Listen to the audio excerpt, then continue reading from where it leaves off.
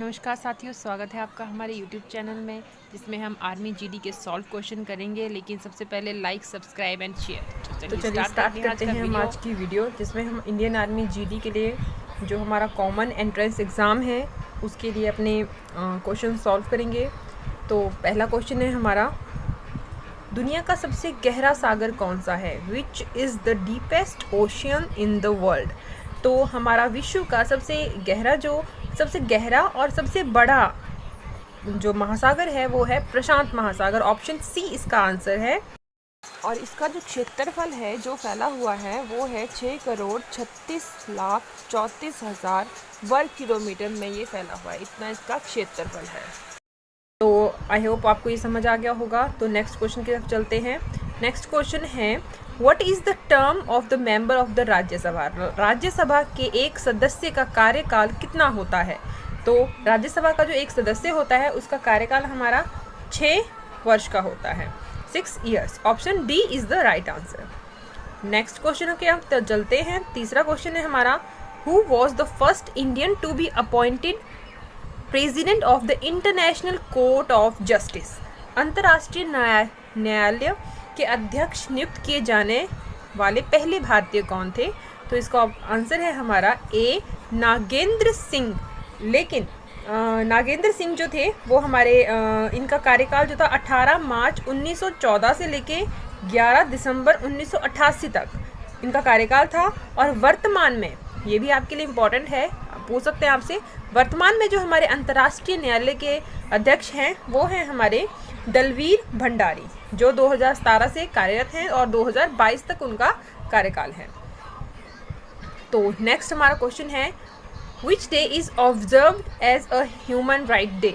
कौन सा दिन मानवाधिकार के रूप में मनाया जाता है? तो आपको इसका ऑप्शन पता होना चाहिए। Option C 10 December, 10 December is the right answer. चलिए तो फिर से हम 5वें क्वेश्चन की तरफ चलते हैं अपने। 5th क्वेश्चन है हमारा, India biggest multipurpose river valley project, जो हमारा बहुउद्देशीय नदी घाटी परियोजना है वो भारत की सबसे बड़ी कौन सी है? तो वो हमारी है भाखड़ा नंगल। और ऑप्शन बी ये हमारा सही आंसर है। और भाखड़ा नंगल जो है वो पंजाब में है। पंजाब सतलुज नदी के ऊपर बनाई गई है और ये राजस्थान, पंजाब, हरियाणा इनकी संयुक्त परियोजना है। इन 3 हमारे जो राज्य हैं इनकी संयुक्त परियोजना है। अगला क्वेश्चन है हमारा क्वेश्चन नंबर 6, सांची स्तूप किस राज्य में स्थित है? तो ये आपका एमपी में है, मध्य प्रदेश में। और ये क्या है? ये एक बौद्ध स्मारक है, बौद्ध स्मारक है और ये यहाँ एमपी में स्थित है। ऑप्शन क्वेश्चन नंबर 7 हम देखते हैं। Each one teach one program relate to? Each one teach one का कार्यक्रम जो है वो किससे संबंधित है? तो ईच वन टीच वन का जो हमारा कार्यक्रम है वो प्रौढ़ शिक्षा से संबंधित है, जो हम एडल्ट एजुकेशन के लिए हम इसको संबंध रखते हैं। Answer question number 8। Question number 8 आपसे पूछा गया है, when was Shimla pact between India and Pakistan in it? मतलब कि भारत के और पाकिस्तान के बीच में जो संधि हुई थी उस पर हस्ताक्षर कब हुए थे? तो ये इसका आंसर है हमारा ऑप्शन डी, 1972 में। ये तो हो गया कि 1972 में हमारा इसके हस्ताक्षर हुए थे। लेकिन ये हुआ क्यों था? 1971 यानी कि 1971 में इंडिया और पाकिस्तान के बीच युद्ध हुआ था, जिसमें पाकिस्तान की बहुत बुरी हार हुई थी। तो उस हार के बाद हमारे जो ये समझौता हुआ था जिसके संधि पे हस्ताक्षर हुए थे, तो ये 1972 में हुआ था। और ये 2 जुलाई 1972, 2 जुलाई भी आपने याद रखा। ये पूछ सकते हैं कि मंथ कौन सा था, तो 2 जुलाई। नेक्स्ट हम क्वेश्चन देखते हैं। क्वेश्चन नंबर 9, the river Mahanadi originates from? Mahanadi कहाँ से निकलती है?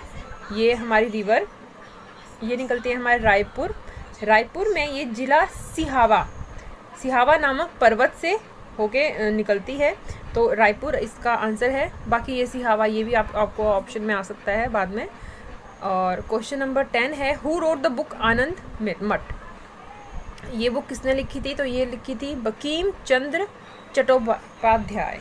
इन्होंने ये बंगला भाषा का एक उपन्यास है और वंदे मातरम जो हमारा गाना है वो इसी से लिया गया है। हमारा वंदे मातरम इसी से लिया गया है और ये एक उपन्यास है। तो आई होप आपको ये समझ आ गया होगा। मैंने बहुत डिटेल में इसके हर एक क्वेश्चन की मैं आपको डिटेल भी साथ में बता रही हूँ। अगला है हमारा क्वेश्चन नंबर 11। क्वेश्चन नंबर 11 है, blank is the author of Meghdoot. Meghdoot के लेखक कौन थे? तो ये नॉर्मल क्वेश्चन है हमारा, तो इसका आंसर है कालिदास। कालिदास हमारे मेघदूत के इसके थे, लेखक थे। तो अगला हमारा 12वां है, और जो मेघदूत है हमारी, इसमें एक यक्ष की कथा है जिसमें एक कुबेर और अलापुरी, कुबेर अलापुरी से निकाल देता है। तो इसमें ये स्टोरी है। ये भी आपसे पूछ सकते हैं कि कौन सी स्टोरी से रिलेट करता है ये। तो ये आपका 12 क्वेश्चन ये है, सौरमंडल का सबसे बड़ा ग्रह कौन सा है? तो आपको पता ही होगा कि बृहस्पति हमारा सौरमंडल का सबसे बड़ा ग्रह है और 5वां, यह सूर्य से 5वां और हमारे सौरमंडल का सबसे बड़ा ग्रह है। तो नेक्स्ट क्वेश्चन है हमारा, इनमें से हमारी कौन हमारे संसद का हिस्सा नहीं है? Which of these is not part of parliament? तो अध्यक्ष, लोकसभा, मुख्य न्यायाधीश और इनमें से कोई नहीं। तो आपका आंसर है सी, चीफ जस्टिस, क्योंकि बाकी तो हमारे लोकसभा के वो होते हैं, लेकिन चीफ जस्टिस जो होता है ये हमारा भारतीय न्यायपालिका तथा सर्वोच्च न्यायालय का अध्यक्ष होता है, ना कि सांसद का। तो इसमें चीफ जस्टिस आपको आई होप समझ आ गया होगा कि क्या होता है। चीफ जस्टिस ऑफ इंडिया ये न्यायपालिका और सर्वोच्च न्यायालय का अध्यक्ष होता है। आगे नेक्स्ट 14th क्वेश्चन है आपका, अशोक ने अपनी आखिरी लड़ाई कहाँ लड़ी थी? तो ये आपको याद भी होगा, हम जैसे 10th वगैरह में पढ़ते थे तो वहाँ पे कलिंग का युद्ध हुआ था।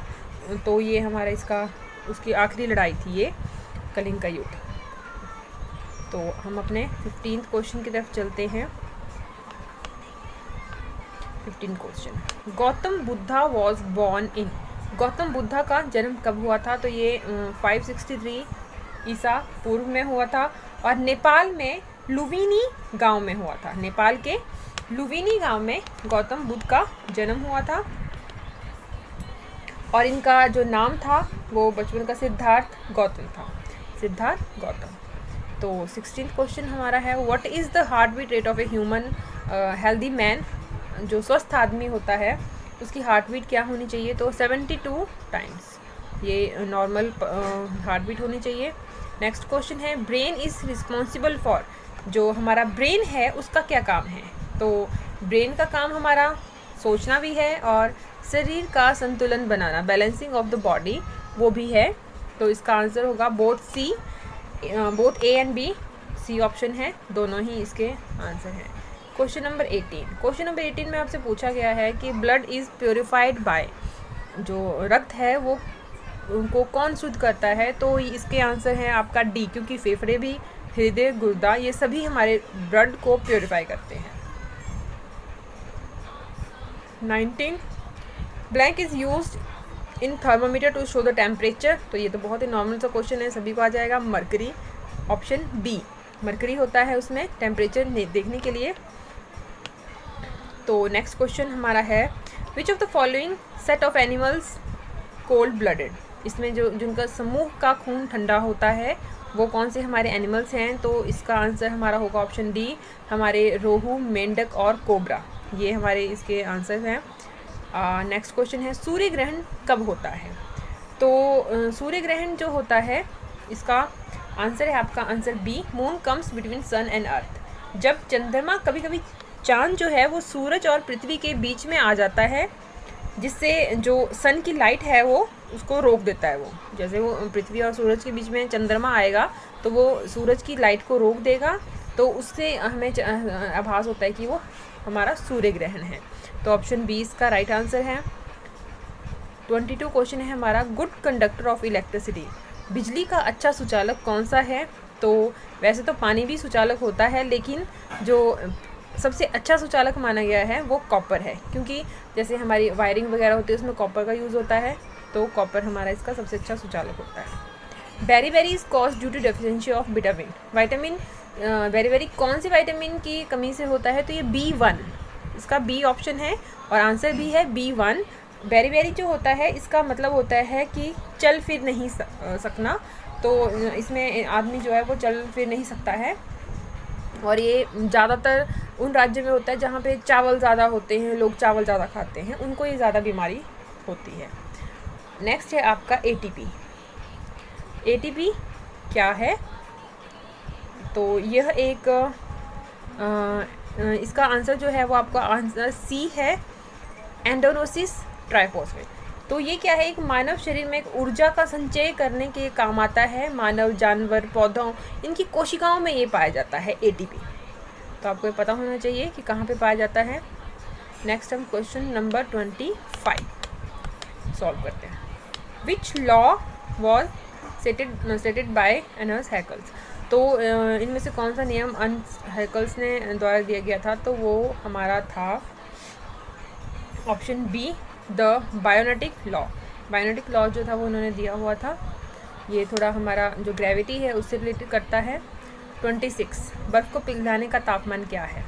तो बर्फ़ को जमने का तापमान 4 डिग्री सेल्सियस है, तो पिघलना भी उससे पीछे ही शुरू होता है। तो 4 डिग्री सेल्सियस इसका सही आंसर है।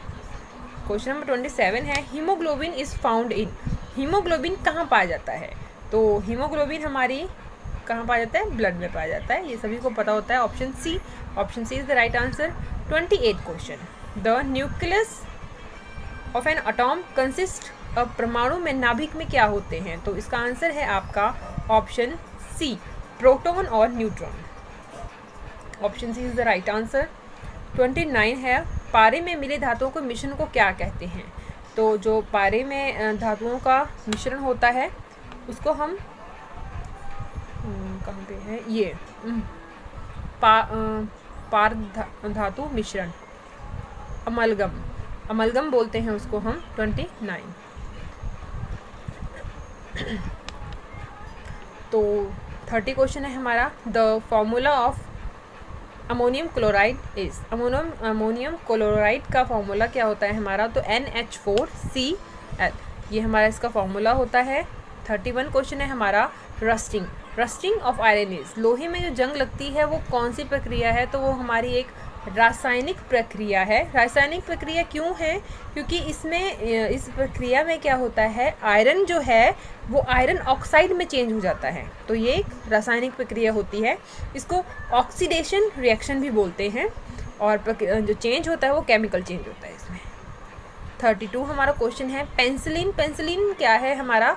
एक एंटीबायोटिक है, जो मतलब एक एंटीबायोटिक का समूह है और एक एंटीबायोटिक दवा है। 33 क्वेश्चन है, the male and female genes of flower are called ova and. फूल में नर और मादा के जीन में को अंडाणु और क्या कहा जाता है? तो उसको हम पराग बोलते हैं। Option B is the right answer. 34 question है हमारा, which is the fundamental particle that consist an atom other than proton and electron. कौन सा मौलिक कण जो प्रोटॉन और इलेक्ट्रॉन के अलावा परमाणु का गठन करता है? तो ये हमारा इसका ऑप्शन है, इसका आंसर है option C, neutron. 34 and 35 question हम देखते हैं,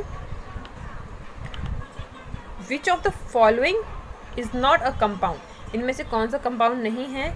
तो एयर हमारा कंपाउंड नहीं है। बाकी स्टील, पानी, पीतल, ये सभी जो हमारे कंपाउंड क्या होता है, जब हमारे छोटे छोटे एटॉम हैं वो इकट्ठे हो जाते हैं उनको कंपाउंड बोलते हैं। तो ये एयर जो है वो इकट्ठे नहीं होते, अलग अलग होते हैं सभी कण।